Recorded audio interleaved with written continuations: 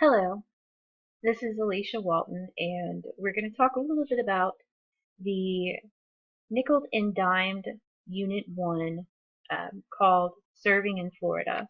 So, looking through the book, you'll notice that there are um, quite a few chapters, and the book is divided into three sections or units. That first one is all about the author's experience serving in Florida.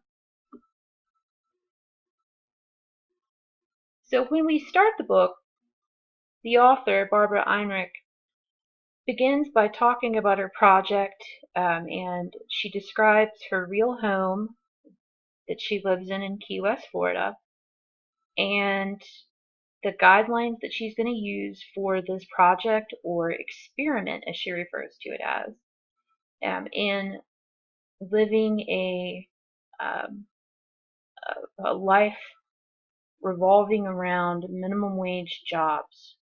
And she wants to show how or if that's possible and what that would look like.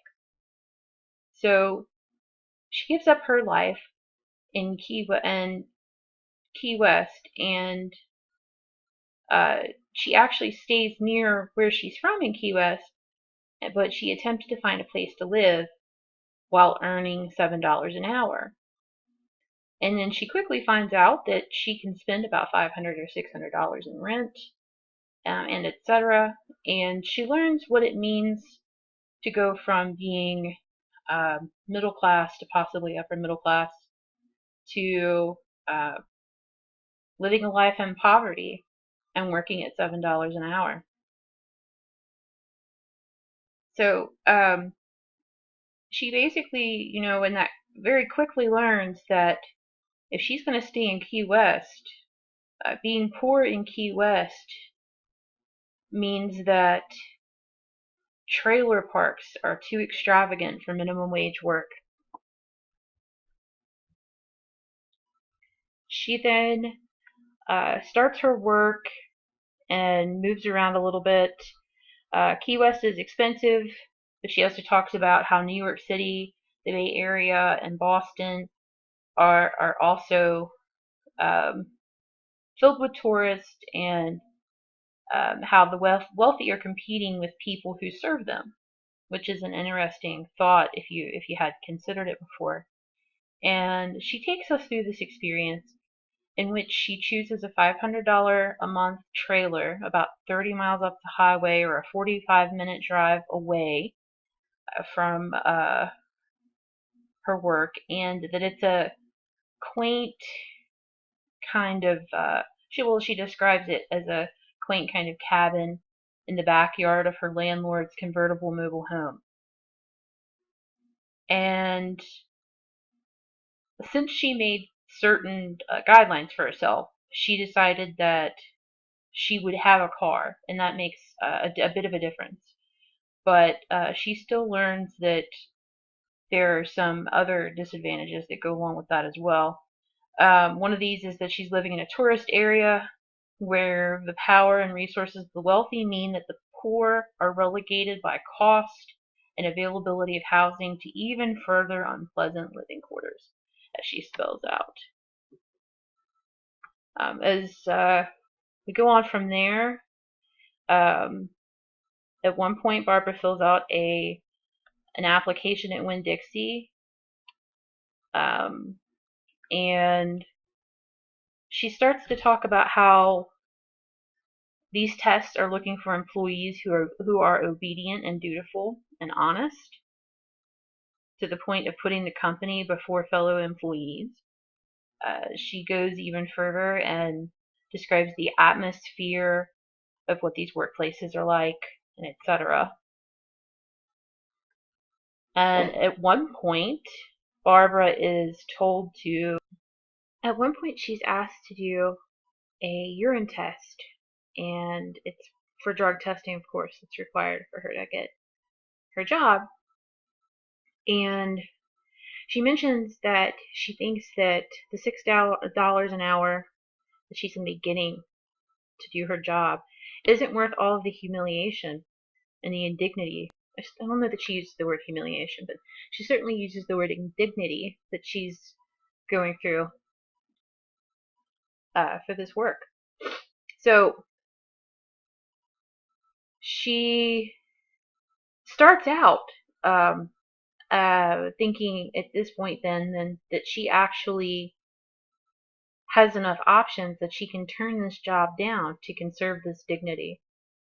And later on, of course, she abandons this. But neither of these jobs can reach the low the $7 threshold that she had in mind or had calculated for how she was going to survive on minimum wage. So moving on, I want you to consider these discussion questions. First, think about the monthly meetings that she had at the hearthside with Philip. What were her expectations there? And what was the manager's major complaint? What do you think about the way that all the other workers react, especially in consideration of how the author is reacting? Second, do you think those low-wage employment crossovers to corporate point of view when they become managers? Do you think the management serves an important function in a low-wage world? Is there a way to manage well in the minimum wage world?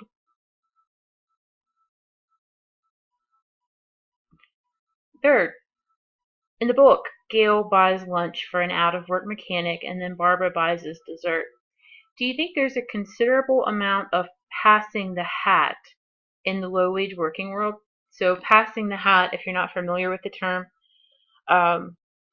would be where people, it's a saying that means that, for instance, if you're with a group of friends and you all want to order pizza, but some of you have money and some of you don't, some of you might have more than others, that you kind of pass the hat around and you contribute as much as you can and you make up for some of what the other people can't cover, and then on a bad day for them.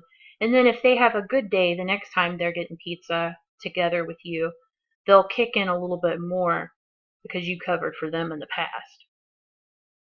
So do you see a little bit of that going on here? Or do you think that there's some of that that goes on in the low-wage working world?